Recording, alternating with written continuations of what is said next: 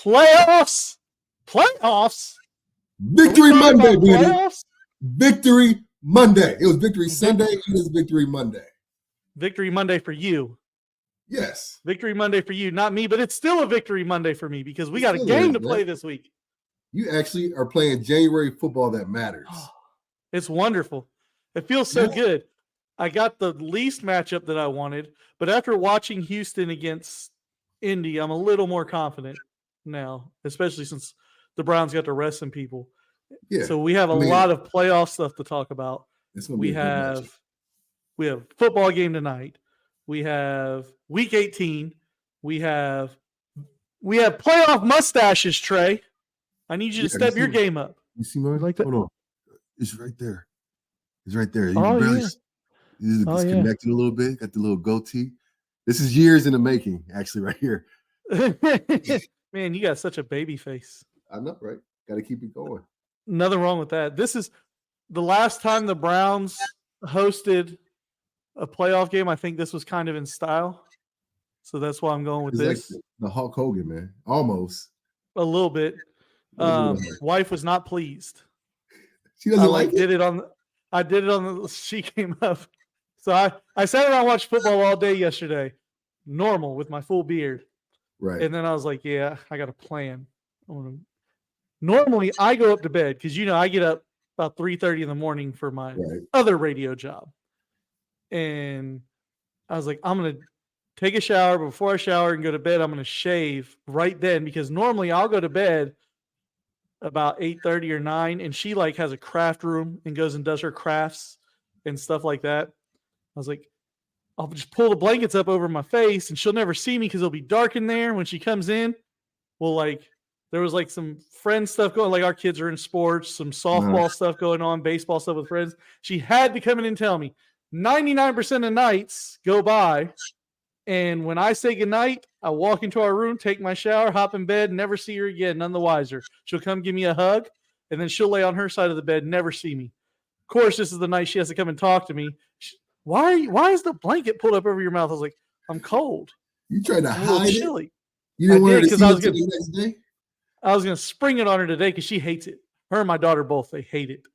Well, dude, I don't have any kind of playoff mustaches I told you, this is years in the making, but what I do have is a pair of positive pants that is now 4-0 and they're stinky. Started off. They smell.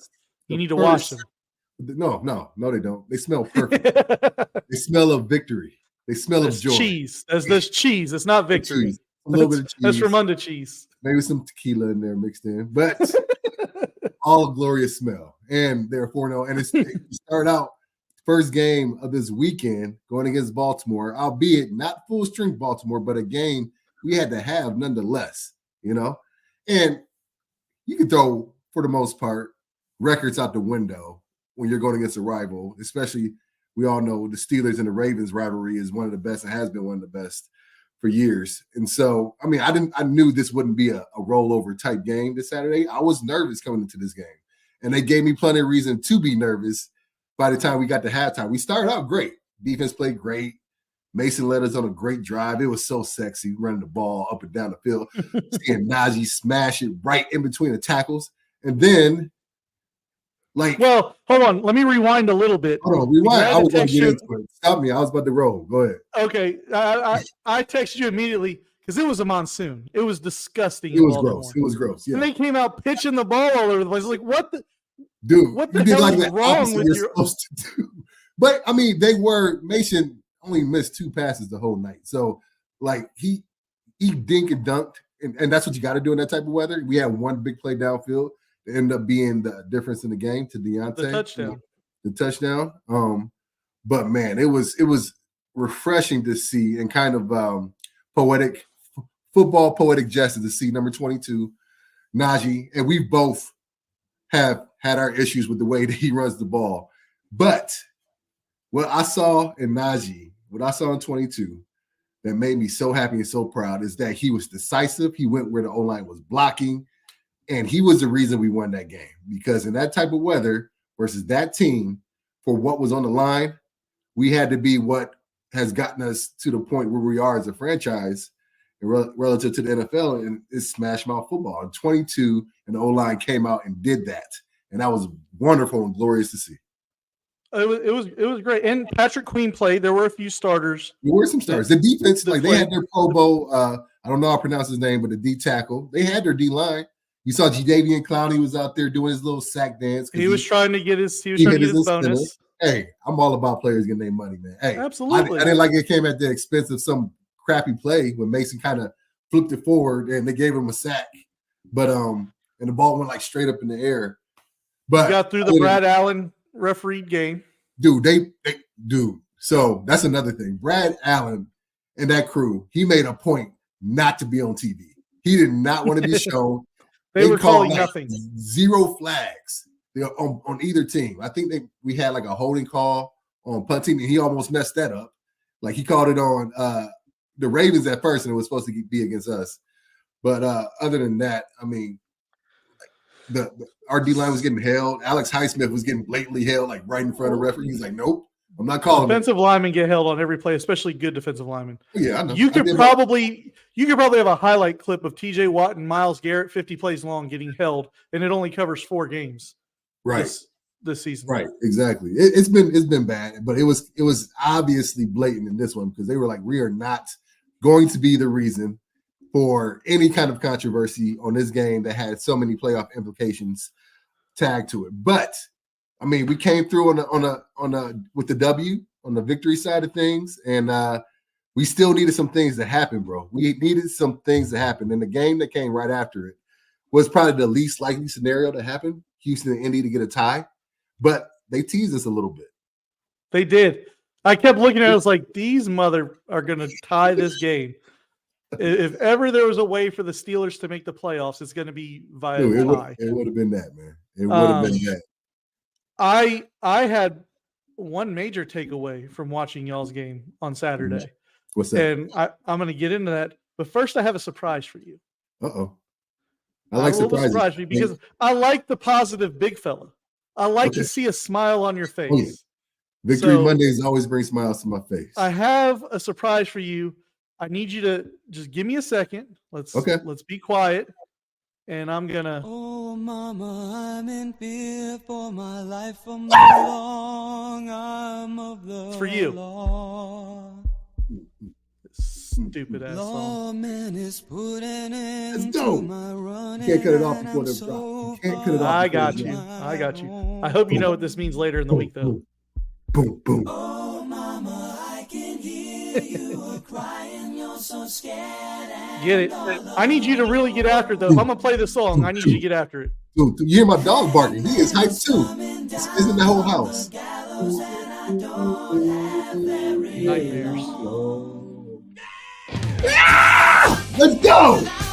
Let's go! Here we go, Steelers, baby. We in there. We in there. That's enough of that. That's all I can take. That was amazing. That was a gift. I appreciate it. So many bad memories. Yeah, I know. When that song comes, and you know what the worst part about it is? It's a good song. It's a great song. It's a good song. It's a real good song. I sent a tweet out earlier this week. I don't know if you saw it or not, but it really resonated with Steeler Nation. But this is a true story with some embellishment. But like I heard it. This is like a Hollywood true story. It's a Hollywood true story. I heard that song in the middle of March in Indiana. Like it had to be like I was like 5 or 6 years retired. I hadn't heard it in a while since I had been back to the stadium. Heard it randomly. I was out doing yard work or something. And somebody was playing it in their car going down the street. Dude, I just dropped everything and just started running in circles. Like, yeah, let's go. I tried to find a brick wall to run through, but there was none there. But I can see you now. I can see you mowing your lawn right now. You got a terrible towel wiping your brow, and then you just start waving it. What are you doing? Look at that line. Look at that line I just mowed. Woo! It's so provocative. It gets the people going. Like, what was this stupid movie with Will Ferrell where he's a figure skater? It's so provocative. It is, man. It was that was for you. So now I need to stir the pot a little bit, and I'm going to poo-poo on this because this is what brings me joy because I've been here so often as a Browns fan. Yeah. The dissent and how 50-50 y'all are split on your quarterback situation.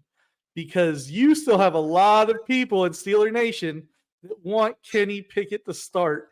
And I'm telling you right now, I think I even texted this to you during the game. You guys do not win that game Saturday with Kenny Pickett playing. He does not hit that slant, which it was a one-touchdown game you won by, and he does not complete 90% of his passes in that weather with his tiny hands. I mean, he did hit a slant very similar to that to GP versus Baltimore in the first game. So I got to give him credit where credit's due. Not in that weather. Not in that weather. That's what I'm talking about. In that weather, in those gloves. But I mean, Mason was double gloved up as well for the game. So maybe I can't agree with you totally on that because if any play that he can hit, that he has hit, it's that play, that slant. But that throw was not just your normal slant. He laced it. He laced it, and it was in between like 3 defenders, dude. It was picture perfect throw. And in stride, never broke stride. Right. It was and to Deontay, who I mean, he drives Steeler Nation crazy because he has plays like that, and then he has plays. Like Shocker, a wide receiver on the Steelers drives Steelers Nation crazy. Where have I heard that one before? Dude, he took like 20 seconds to get off the field on the play. I saw that. I watched that live happen. I was like, what is this guy doing? Why is he up there still? And then they come back from commercial and they flagged him for it. I was like, what a jackass. Like, get off the field. He was like trotting like the horses in the show. 12 men on the field on punt team because of a receiver that couldn't get off the field in time. And like then your punter shanked the punt. The next punt he shanked. Dude, after pinning. If there's any downside to that game, is how bad we punted. And it was such a stark contrast between us and whoever the Baltimore Ravens punter is, because he was killing the ball. Like he was the reason like Baltimore was in the game because he flipped field position every single time. And so can you punt? Can you go out there and double kick? Absolutely not. I might blow a groin and a hamstring all in one attempt. Absolutely not. What'd you do? Warmed up, all bad. Every muscle in my leg gone. Every muscle. I got one leg now. One leg, hamstring, one quad. Because I tried to Good for you. Yeah. I told you we should have. You and I, we dabble a little bit in our degenerate tendencies. Right. And thank goodness it's legal now in the great state of Ohio. And I wish it goes illegal. I've been so bad at it. It needs to go back illegal. Like I don't even want to to bet anymore because I'll miss every single parlay I ever tried to put out there, man. It's been a rough betting season. Why would we have not thrown $10 on the Steelers to make the playoffs after the loss to Arizona and New England? It's hard for me to bet on the Steelers, period, just because I feel it's part of that being stitious, that superstitious. Oh, I don't bet on the outcomes of the Browns games ever. Right, but making a playoff seems like a futures bet that I could have made, and it didn't even cross my mind because honestly, if I'm being honest, I didn't think we would make it. After those 2 losses, did we really think the 15 people we picked to score touchdowns was going to score this? No, this is true. No, actually no. What's funny is I actually do think we do believe it because we'll text those back and forth. And we're like, oh, that looks good. I got to get on that one too. Yeah, exactly. I got to do that one too. I have more faith in my 15 leg parlays than I do in my Steelers making the playoffs after we lose to 2-10 teams. So no, but I wish I had as much faith in myself in anything as I do the $1.50 bet that'll pay me $140,000 when I hit that submit button. But after all said and done, this was as much drama as the Steelers have had this year, the soap opera that we have that's been well documented that we've talked about. They are in the playoffs, dude, and they actually look like they could. It wouldn't be surprising if they won a game, you know? And they're the 6th seed. Yeah. No, yeah, we are the 6th seed.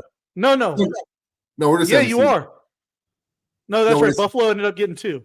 Yeah, Buffalo ended up getting 2. Seed. You would have been the 6th seed if Miami would have won. Right. So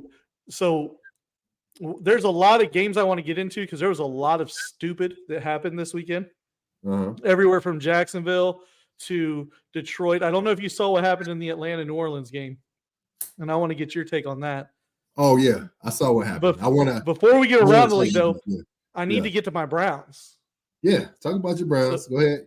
I mean, there's not much to talk about this game this weekend, but you go ahead and talk about you guys making it to the playoffs. I'm just excited about this week. Yeah. This is less about the Browns, and so there's now Bengals fans.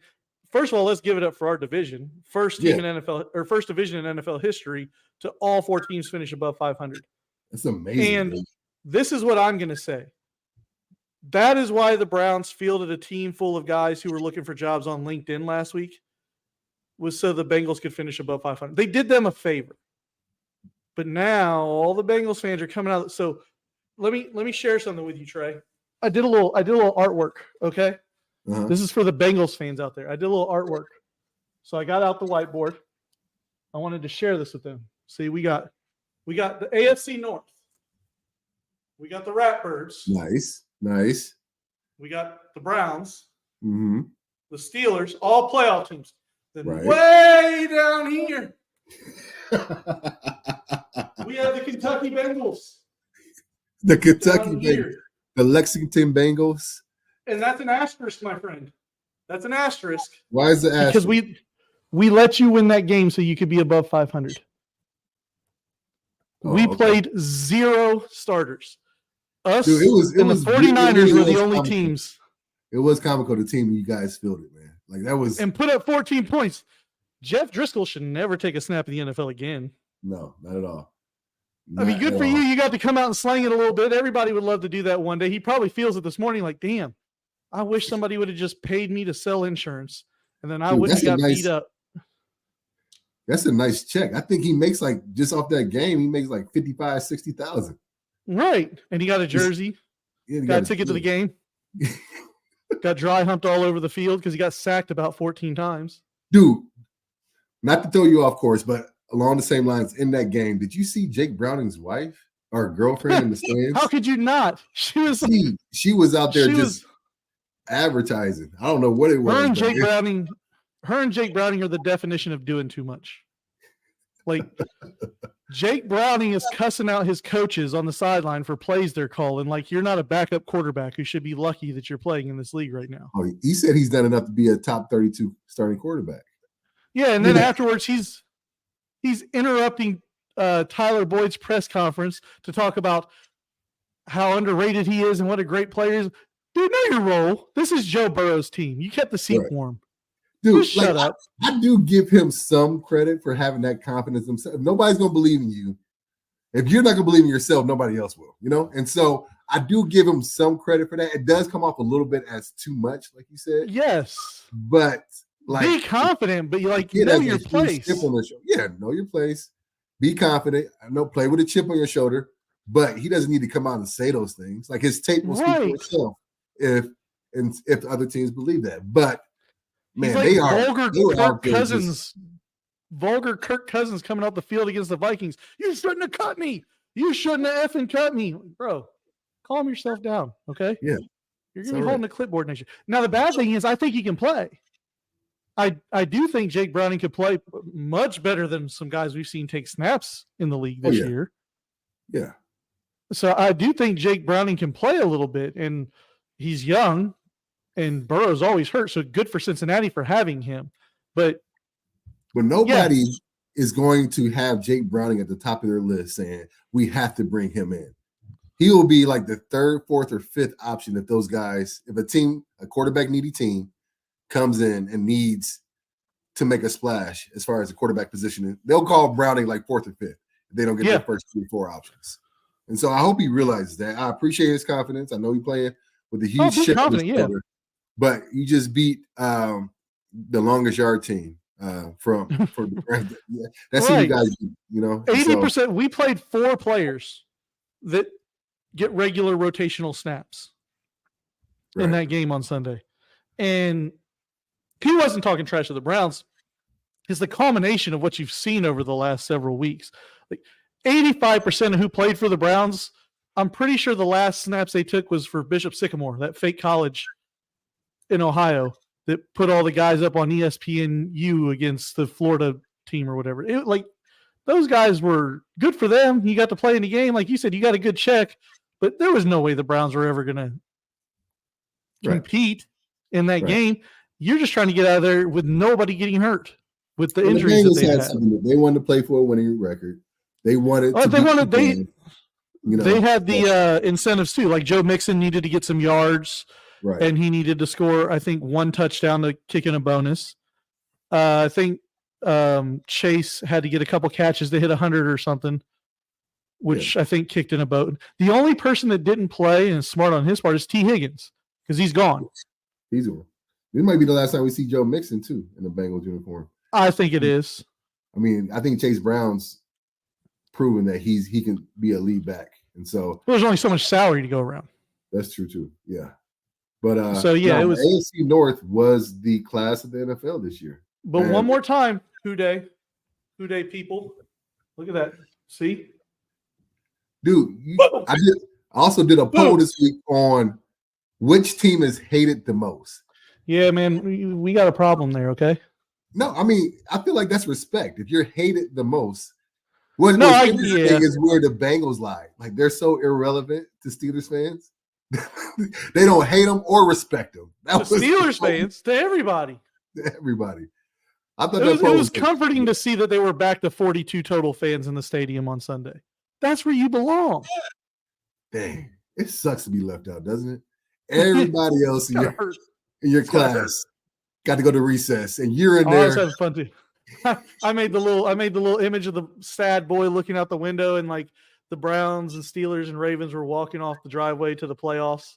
Right, they're just looking at the window, grounded, home alone. Sucks to be a Bengals fan, but doesn't it? Despite our teams, we got an extra week to play, man. But a couple of other games happened that had some huge playoff implications. Green Bay won. Green Bay did win. Can we start with the first one that had implications for you, which was the Houston Tennessee game? Oh yeah. So Houston, there was a couple things. Yeah, there was a couple things I want to talk about with that. But did you watch it after the Steelers game? I watched the whole game. Yeah. And so, like Jonathan Taylor, first off, when he's healthy, he's the best back in the league. He's the best. He's better than CMC to me because he can do no one is a bigger home run threat to catch or to take it to the house than Jonathan Taylor. But he's the best running back. He's the best running back in the league. And he can catch. He can't catch like CMC, but he's definitely the best runner of all of the running backs in the league. Now that Derrick Henry seems to be faltering, losing a step. Yeah, But Pittman's the real deal. Gardner Minshew, I got to give that man credit. He came in expecting to mentor Anthony Richardson this year, and he had the Colts on the brink of the playoffs. Now he was bad. He was so bad on Saturday. He was bad, and he missed a lot of wide open guys all over the place. He was just missing. And I had this argument: the play that not determined, but was the nail in the coffin, but could have kept the drive going. Was that flat route to Goodson out and he threw it behind Goodson, but it hit him in his hand. So let me ask you: when a ball hits a receiver or a running back in the hand, they're supposed to catch it. Now it would have been if it's above their knees, yes. If it's above your knees, yes. It was above his knees, and he had above your knees and below your eyes. You catch that ball. He had to contort his body because the throw was not good at all, and he was wide open. And so, Gardner Minshew definitely takes in some of the blame. But if the ball hits your hands, you got to catch it. Well, but I also wonder why didn't they have JT in at that point? That crucial of a play. That's what irritated me. So Gardner Minshew threw that pass like you're throwing a dart at the dartboard. Like he almost chicken armed it. He's just trying to put it where it's catchable, right, and get the first down and keep the game going. But and that poor running back Goodson, right? Goodson's his name. Goodson. Yep. He said all the right things. You could tell he was hurt by it. He said everything. He did everything right afterwards. Took accountability. Yeah. So but why is he in that situation?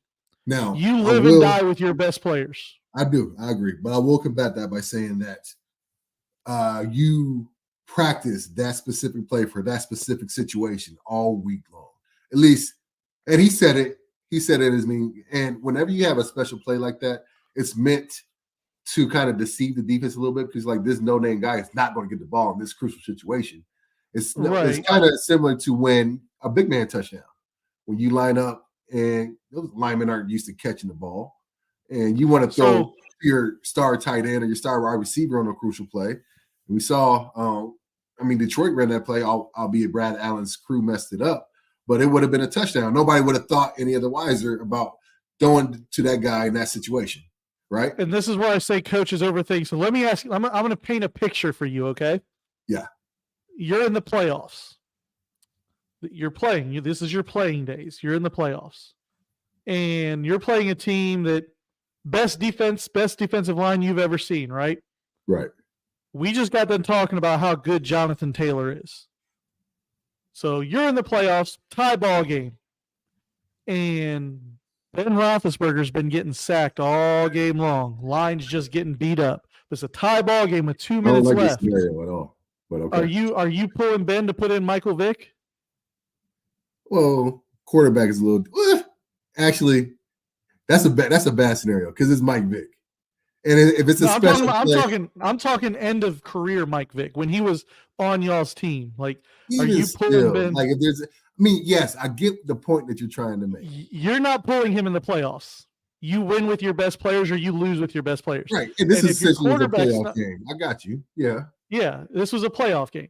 And if your quarterback is not good enough to realize Jonathan Taylor is covered because they're doubling down on him, or it's actually the best case scenario if you're an adequate quarterback, because if they all shoot to him, you have a slant wide open. Right. That's what the play is. It's slants and flats, or dragon flats. And if they all run to Jonathan Taylor, I'm talking about that's the concept that you want to run. Oh yeah, no, this play was specifically. If you watch that play, Pittman was positioning the block. Like, yes, yeah. Which again is another bad thing that you're giving your quarterback one option on 4th in the season. He was wide open. Like, we've compounded bad decision. He was wide open, but we've compounded bad decision. What is the job of a coach? And to me, the job of a coach is to put the team and the players in the best position to succeed. And I don't feel like a lot of coaches do that week in and week out. They overthink themselves, especially the way that Jonathan Taylor was running against Houston. Right. What do you get, 6-7 yards to carry? Right. I would have much preferred them put Jonathan Taylor and Zach Moss in at the same time and run the same play. Zach Moss. You're not even talking about the backup running back. We're down to the third string running back. Now, granted, like I said, I see what your point of view, and I understand, and you have made a valid point, and I agree to a certain extent. But at the end of the day, he still should have caught it. He's in the NFL. Yeah, 100%. You have to make that catch. I'm not saying he wasn't to blame for dropping the ball. It would have been easier to deal with had Jonathan Taylor dropped the ball. You go out with your best players. That, like, as a coach, I want my best players to win or lose me the game. Nothing against Goodson. You're not Jonathan Taylor. So maybe that's the play you draw up on 2nd and goal, where he can walk into the end zone, not 4th in your season's on the line. I think you're just salty because you don't get a short drive to Indy for the playoffs. Now you get playing against one of the hottest or one of the best rookie quarterbacks of all time, and C.J. Stroud and Nico Collins. That they are. Every single thing. And you know what? I feel like Ivan Drago, if he dies this week. You're not at Ohio State no more, little buddy. Sorry. I hope you go 1 for 76 passing this week. I don't even want you to play well. Are we in agreement next year? You can play well. Are we in agreement that DeMeco Ryans is the head coach of the year? I think he should be. Yeah, I agree. Because that place, Houston was an absolute dumpster fire for years. I think Stefanski's going to win it, but I think it should be DeMeco Ryans. No, I think DeMeco Ryans is going to win it. I think he should. Have you seen it? If I had a vote, it would be DeMeco Ryans. And there's no difference to me. And this is part of I'll give him credit for. This is part of what's good about Kevin Stefanski. There's no difference in Kevin Stefanski this year and last year and the year before and the year before. What's different about the Browns this year is Jim Schwartz. Yeah. That's the difference in the success. Because even when the offense was putting up numbers in Cleveland, the defense was giving up numbers in Cleveland, and it was a schematic issue. We had our entire secondary. Right. We had our entire secondary with Joe Woods at times last year pointing at each other like Spider-Man, like out in the defensive backfield. 11 games into the season, not like week 1, 11 games into the season. So, yeah, I think it should be D'Amico Ryans. D'Amico Ryans should be coach of the year. Joe Flacco should be MVP. And Myles Garrett should be defensive player of the year. That just is what it is. But, I mean, Joe Flacco should be comeback player of the year. He will get comeback player of the year, I think. Or DeMar Hamlin, which we've already discussed that. You don't need to go back into that bag. But Joe Flacco definitely deserves it because, I mean, he's done one hell of a job since he's been there. But continuing on, after Houston and Indy didn't give us our tie like they should have, and Houston ended up winning, we had the other scenario. We needed Jacksonville to lose. And I couldn't have been on the King Henry bandwagon harder, more optimistic than what I was yesterday. And it was great to see old Derrick Henry get after the Jags a little bit, but I know you have a beef with the quarterback of the Jaguars, Mr. Sunshine himself, Trevor Lawrence. What was your issue with him? Good. So first of all, good for Mike Vrabel for letting Derrick Henry go out in style. Right. In front of the Tennessee crowd. So there were 2 scenarios of weird things that happened this weekend. And I texted you about it last night, and then actually Brian Baldinger kind of hit on the same thing. I'm going to get to the play that irritated me, but first I'm going to address not just Trevor Lawrence, but Justin Herbert. These guys fly under the radar of zero expectations, and it annoys me. Okay. They play for fan bases that by and large don't give a damn about wins, losses, the product. They show up when they're good, and that's fine. Very fickle fan base. Yes. Jaguars and the Chargers fans, yes. If Trevor Lawrence played in New York like Zach Wilson's had to do, they'd have had his head at the stake by now. Yeah. With how much resources they put in building a team around Trevor Lawrence, the head coach they've brought into after the Urban debacle in Jacksonville to rectify Trevor Lawrence. And this is not personal, but they just had one of the most historical collapses of all time. 8-3, vying for the number 1 overall seed in the AFC, dropping to 9-8 and missing the playoffs in probably the worst conference in the AFC. And their one win during that stretch was C.J. Beathard at quarterback. Yeah. Trevor Lawrence he lost every single game after they went 8-3. And you had winnable games down the stretch. You had the Browns playing with Joe Flacco. You had the Bengals who were on a backup quarterback.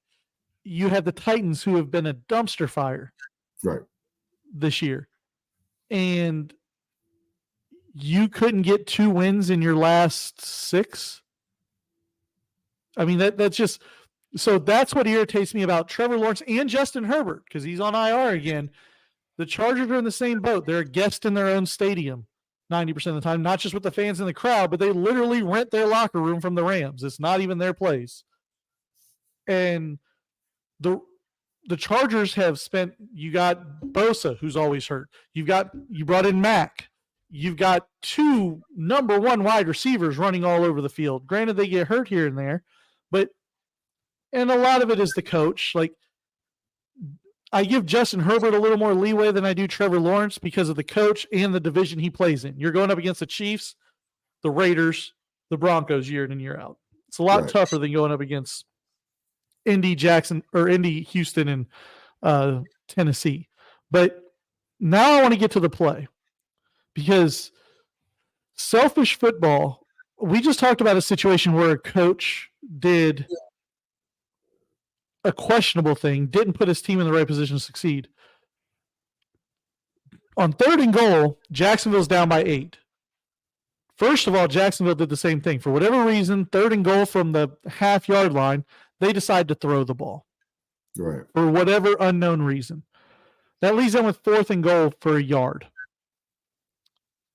That play's over with. Stupid call. You don't need to do play action and throw the ball. If anything, you sneak it twice or give it to ETN twice, and you live with either being short or getting in the end zone. But then on 4th and goal, Trevor Lawrence tries to sneak the ball.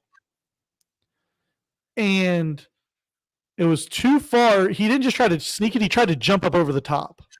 He had done that before. That's a play that he's done before, and it's worked. But like you mentioned earlier, that was not the play that was called. When you go back and look at the film, the guards are pulling. It looks like an off tackle right handoff, like the way the running backs fire off, the lead blocker, and then the right guard is pulling around.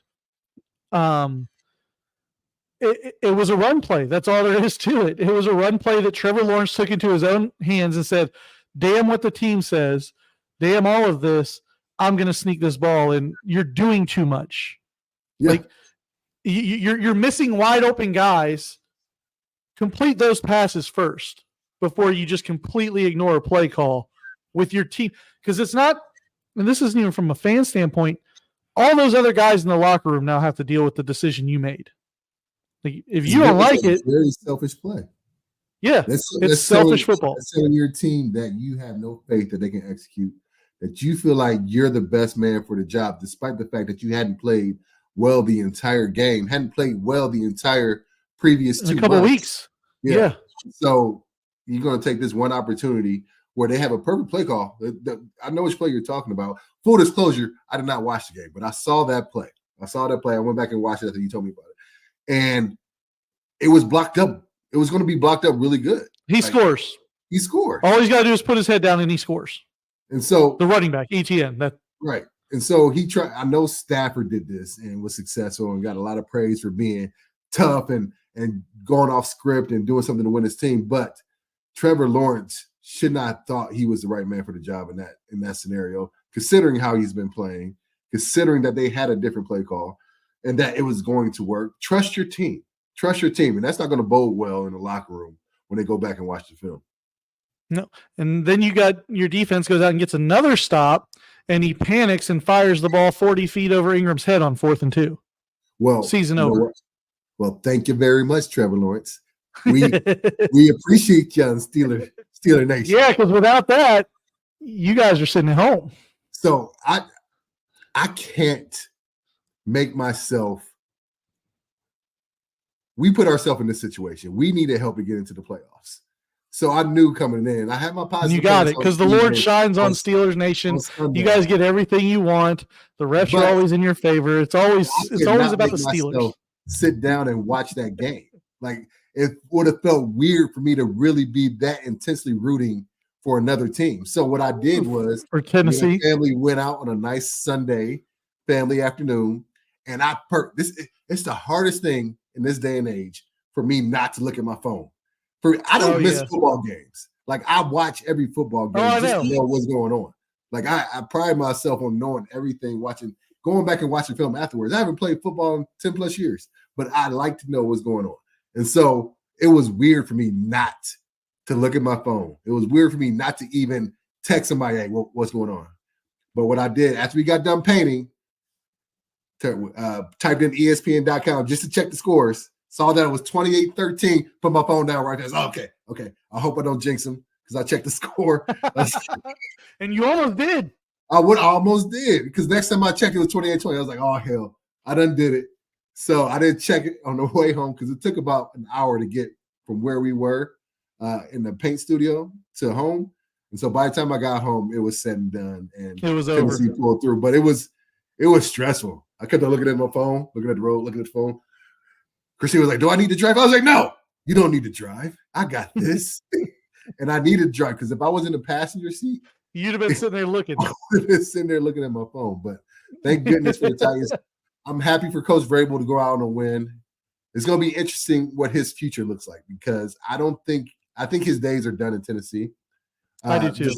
Because Derrick Henry is gone. I think they were almost a damn near package deal because he loved his boy Derrick Henry. And I think Tennessee wants to go to a more modern offense. So I think Tennessee's going to go really hard at the Detroit coach, Ben Johnson. And so I think Vrabel is going to go to a team that really appreciates that hard-nosed type coach, somebody that needs to come in and discipline and get the team in order. I see him being in Washington maybe or New England. Those are the two spots I see him perhaps landing. Well, we got 4 shows this week. We're going to go 4 a week now because we're just so full of stuff to So say. much, man. So much going on. But we got a couple guests this week. Yes, we do. We're going to talk to. So we're going to have all kinds of football this week. It's Black Monday. So for tomorrow's show, we'll have a lot more on the coaching front because it's going to trickle down. It isn't. It's still a lot to be said. Still a lot to be done. Right now, it's just Arthur Smith and Ron Rivera, right? Correct. They fired Arthur about noon. Speaking of Arthur Smith, I know you saw This is what I wanted to end today with was the Saints and Falcons game. The controversial victory formation touchdown that the Saints pulled up 41-17. 41-17. They just get an interception, returning back to the 1-yard line. Dennis Allen calls victory to go ahead and kneel and run the clock out with the victory in hand. And so they go out there, and if anybody knows victory formation, just like if you're up 30 points in a basketball game and you're dribbling the clock out, it's universally known as a play where you are kneeling and defense. You're kneeling the clock out. You're kneeling. You're not going to run a play. The defense expects you not to run a play. And so what the Saints did, what Jameis Winston did, was hand the ball off to Jamal Williams out of victory formation so that Jamal Williams to score a touchdown. When I initially saw it, I was like, okay, Jamal Williams must have some kind of incentive, which it still would have been messed up, but I would have understood it. I would have understood it if it was $500,000 or $250,000. Because like I said before, with Jadeveon Clowney, I have no issue with players getting their money when they can, because this game takes a lot out of you and you only can play it for a little bit of time. So get as much money as you can when you can. Just give me a heads up so I can live bet Jamal Williams getting that 1-yard touchdown run. The odds on that was probably like plus 100,000. Right. Actually, he was part of my parlay, but I missed like 5 other legs, so it didn't even matter. And then Jameis comes out in an interview in Jameis fashion, very aloof, comes on in an interview saying, I understand DA, Dennis Allen, his point of view, but as a team, we decided that we wanted Jamal Williams to score. So we gave him the ball so he could score. Very, not really understanding the magnitude of what that does. And so first, I want to know your opinion as a fan, and then I'll tell you what I think as a player. It's garbage. Mm-hmm. I don't like all the people saying, well, if you don't want them to score, stop. It's apples to oranges. You're in victory formation. You can say that if they line up in a set, in a conventional I formation, whatever their offense is. Then you can say, if they don't want them to score, stop them. But when you line up in victory formation, it's the wave the white flag. The game is over because, and I played quarterback when I played football. I know how pissed people are going to get and how pissed people do get. And we see it at the end of games when the defensive line gets overzealous and starts trying to rush in victory formation to cause a fumble on the center quarterback exchange and things like that. So like if Jameis Winston would have gotten hit on that because let's even call it incentive-wise, because a defensive tackle didn't have a sack all season long and he wanted to get his sack or had an incentive to get another sack. So he decided to take a shot at Jameis Winston to get his sack while Jameis Winston's taking a knee. Everybody's pissed off. Right. So I get what they were trying to say and the love they have for Jamal Williams and things like that, but it was still wrong. And you don't line up in victory formation and run a play.